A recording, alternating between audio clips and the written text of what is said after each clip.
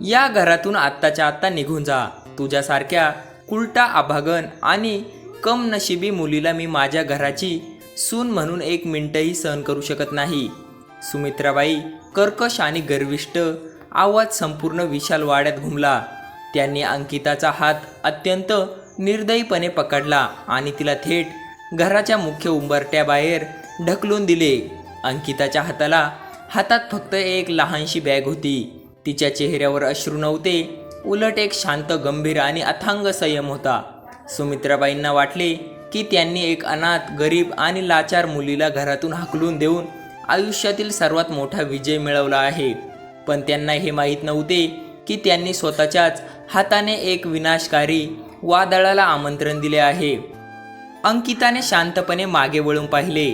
सुमित्राबाईंच्या चेहऱ्यावरील तो गर्विष्ठ आणि कपटी भाव तिने आपल्या नजरेत टिपला आणि मनातल्या मनात म्हणाली, आज तुम्ही मला उंबरट्याबाहेर काढले आहे सुमित्राबाई, पण जेव्हा मी पुन्हा या उंबरट्यावर पाऊल ठेवेन तेव्हा या घराचा प्रत्येक कोपरा माझ्या हुकुमावर चालेल आणि तुमची सर्व घमंड धुळीस मिळेल.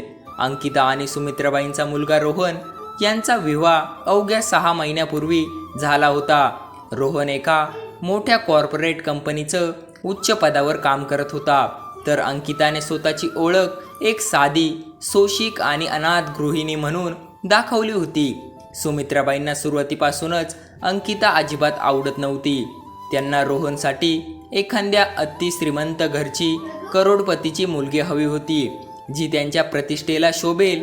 दररोज अंकिताला टोचून बोलणे, तिच्यावर न केलेल्या चुकांचे आरोप लावणे आणि रोहनच्या मनात तिच्या विरुद्ध रोज विष कालवणे हा सुमित्राबाईंचा नित्यक्रम बनला होता.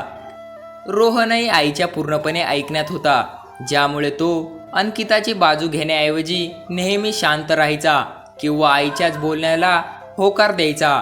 त्या दिवशी सुमित्राबाईंनी घरातील अत्यंत मौल्यवान हिऱ्यांचे दागिने चोरीला गेल्याचा एक मोठा बनाव रचला आणि त्याचा संपूर्ण आळ थेट अंकितावर टाकला.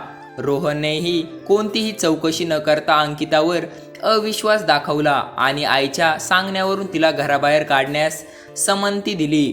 पण सुमित्राबाई आणि रोहन एक अतिशय मोठ्या आणि भयानक सत्याची अजिबात कल्पना नव्हती.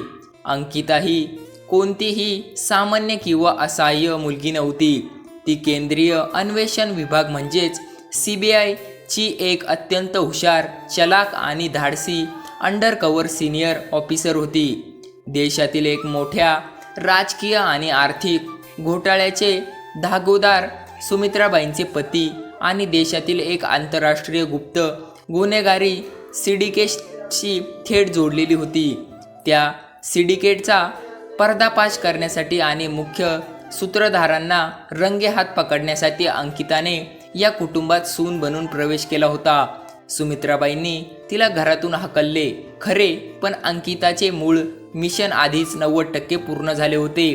वाड्याच्या मुख्य गेट बाहेर पडताच अंकिताने तिच्या खिशातील एक एन्क्रिप्टेड आणि सॅटेलाइट फोन बाहेर काढला आणि त्वरित डायल केला. कमांड सेंटर, हे ऑफिसर अंकिता बोलत आहे. माझे अंडरकव्हर मिशन संपले आहे. टार्गेट पूर्णपणे ट्रॅप झाले आहे. सर्व मुख्य पुरावे डिजिटल स्वरूपात सुरक्षित आहे. आता वेळ आली आहे थेट आणि कठोर कारवाई करण्याची. संपूर्ण CBI फोर्स तयार ठेवा. अंकिता वाड्यातून बाहेर पडली खरी, पण तिच्या चेहऱ्यावर भीती किंवा पश्चातापाची एकही रेष नव्हती. CBIच्या स्पेशल कमांड सेंटरमधून आलेल्या गाडीत ती बसली. गाडीत पाऊल ठेवताच तिच्या सहकाऱ्यांनी तिला सॅल्यूट केला. अंकिताने लगेचच तिचा लॅपटॉप उघडला आणि गेल्या 6 महिन्यात गोळा केलेला सर्व data, voice recording, bank transfers आणि गुप्त कराराची कागदपत्रे CBIच्या मुख्य सर्व्हरवर अपलोड केली. सुमित्राबाईंचे पतीचे नाव विजयराव होते. वरून समाजसेवक आणि मोठे व्यावसायिक दिसणारे विजयराव प्रत्यक्षात देशातील सर्वात मोठ्या बनावट नोटा, शस्त्रांची तस्करी आणि मनी लोडिंग सिंडिकेटचे मुख्य सूत्रधार होते. रोहनही आपल्या वडिलांच्या या काळ्या धंद्यात पूर्णपणे सामील होता.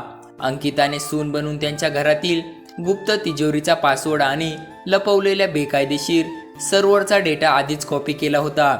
ज्या दागिन्यांच्या चोरीचा आळ सुमित्राबाईंवर तिच्यावर टाकला होता त्या दागिन्यांच्या डब्यातच विजयराव यांनी एक आंतरराष्ट्रीय तस्कराचा गुप्त चीट कोड लपवला होता. अंकिताने तो कोड आधीच तिच्या मुख्य पथकाकडे सुपूर्द केला होता. इकडे वाड्यात अंकिताला घरातून हाकलून दिल्यानंतर सुमित्राबाई अत्यंत आनंदात होत्या. त्यांनी लगेचच शहरातल्या एका मोठ्या उद्योगपतीच्या मुलीशी रोहनचे लग्न ठरवले. अवघ्या 2च दिवसात वाड्यात एका भव्य सोहळ्याचे आयोजन करण्यात आले. राजकीय नेते, उच्च पोलीस अधिकारी आणि मोठे मोठे व्यावसायिक या पार्टीला उपस्थित होते. सुमित्राबाई गर्वाने सर्वांना सांगत होत्या, मी माझ्या मुलाला एक भिकारी आणि अनाथ मुलीच्या जाळ्यातून सही सलामत बाहेर काढले. आता आमचे घराणे अजून मोठे होणार. रोहनही नव्या नात्याच्या आणि पैशाच्या गर्वात मग्न होता. पार्टीत संगीत सुरू होते, दारूच्या छत्र्या उडत होत्या आणि विजयराव एका राजकीय नेत्यासोबत पुढील आठवड्यात होणाऱ्या शस्त्रांच्या मोठ्या डीलवर चर्चा करत होते.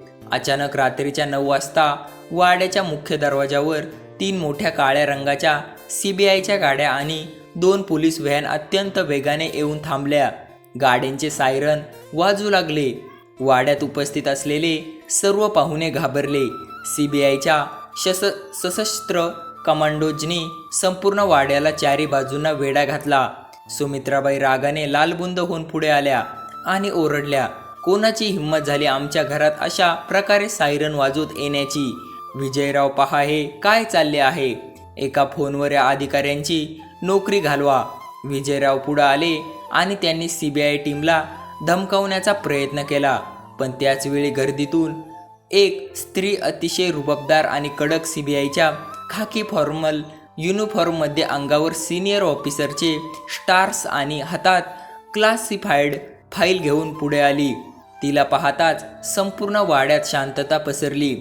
सुमित्राबाईंच्या हातातील पाण्याचा ग्लास खाली पडून 100 तुकडे झाला. रोहनचे पाय थरथरू लागले. ती स्त्री दुसरी कोणी नसून अंकिता होती.